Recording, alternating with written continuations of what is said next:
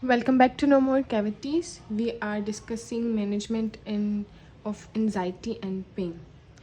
So today our topic is nitrous oxide sedation.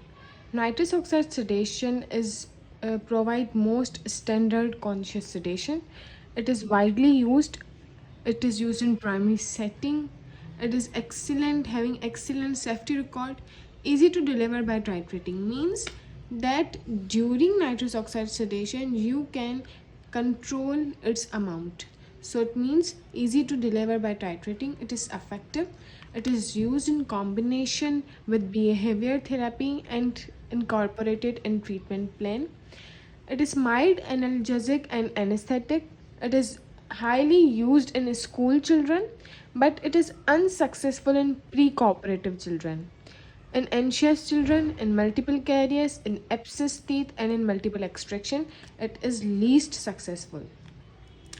Nitrous oxide have blue cylinder. So this was all about introduction. Now we will be discussing the indications and contraindications of nitrous oxide sedation. The indication of nitrous oxide sedation are: it is used in anxious child, anxious child, unpleasant procedure,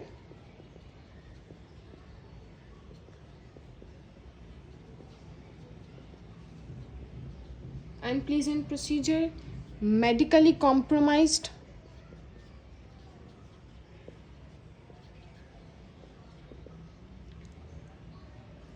patient having needle phobia,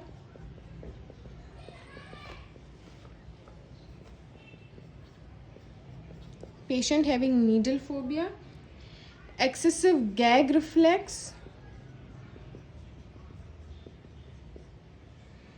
where other sedations are contraindicated, and as an alternative to GA. These are indications of nitrous oxide sedation. Now, how will you remember that? That an anxious child come to you, which is medically compromised. He have a needle phobia. He have excessive gag reflex, and he want an alternative to general anesthesia, and other sedations are not working, and he do not want to see any kind of unpleasant procedure. So these are indications of nitrous oxide sedations. Now come to contraindications. The contraindications are basically divided into absolute and relative. So what are the absolute contraindications? The absolute contraindications are: the patient who cannot breathe nasally,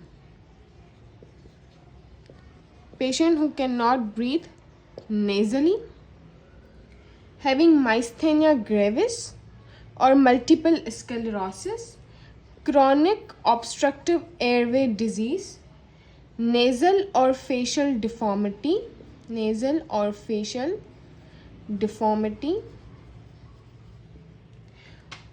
or severe psychological problem,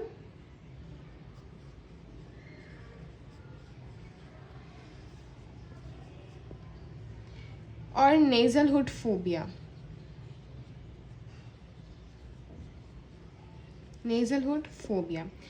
Then come the relative contraindication. What are the relative contraindication? Having nasal obstruction. It can be either acute, either chronic. Having nasal obstruction. Then mouth breathers. Then in first trimester of pregnancy, and the patient who do not cooperate. So these are contraindications of nitrous oxide sedation, that absolute and relative. Keep in mind that all the contraindications are related to nose. So if a patient cannot breathe nasally, if it have chronic obstructive airway disease, having nasal or facial deformity, or having nasal hood phobia, having nasal obstruction, or mouth breather. And myasthenia gravis, multiple sclerosis in first trimester of pregnancy. So how can we remember the relative contraindications?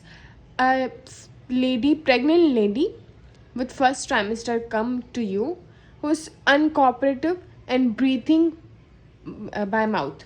So this is how you can remember the relative contraindications, that a pregnant lady in first trimester come to you which is uncooperative and is mouth breather and also have nasal obstruction. So these are contraindication of nitrous oxide sedation. Now we will discuss what are the adverse effect of nitrous oxide sedation. What are the adverse effect of nitrous oxide sedation? Consider this is our liver, this is our kidney, this is our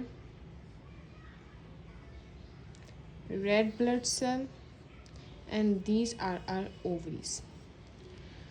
So basically nitrous oxide have environmental pollution, produce environmental pollution. So it also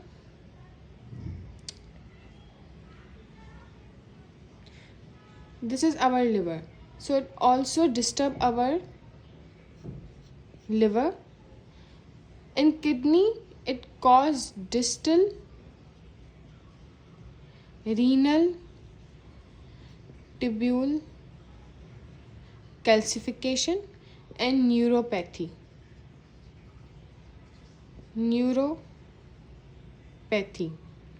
This come in brain, sorry. This is considering this is our brain, this cause neuropathy. And in blood it cause megaloblastic anemia and also cause problem with conception plus pregnancy. So these are the adverse effect of nitrous oxide sedation, that it cause problem with liver, it also cause distal calcification, renal tubule calcification, also called neuropathy, and problems with conception and pregnancy, and also causing megaloblastic anemia. So do not give more than 100 ppm over time of 8 hours. 100 ppm over time of 8 hours, not more than that, because it will cause adverse effects. There are two types of scavenging system used for control the pollution of nitrous oxide sedation. The scavenging system is used to control the nitrous oxide sedation. Either it can be active, either it can be passive. Mostly active is used because it is best, and it is used in uncooperative patient. So scavenging system is used to control the nitrous oxide sedation pollution. Either it can be active and passive. Active is best and it is used in uncooperative patient. This was all about nitrous oxide sedation. Thanks for watching.